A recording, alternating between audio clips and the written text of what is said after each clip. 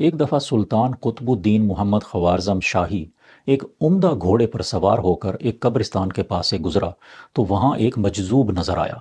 बादशाह ने घोड़े की बाग खींच ली और पूछा, ए फ़कीर, यहाँ क्या कर रहे हो? फ़कीर बोला, मैं इन कब्र वालों से बातें कर रहा हूँ। बादशाह ने पूछा, ये क्या कहते हैं? फ़कीर बोला, ये कह रहे हैं कि कभी हम भी घोड़ों और हाथियों पे सवार हुआ करते थे, लेकिन आज हम पर ये ज़मीन सवार है। बकौल नज़ीर अकबर आबादी, क्यों जी पर बोझ उठाता है इन गोनों भारी भारी के, जब मौत का डेरा आन पड़ा फिर दूने हैं व्यापारी के।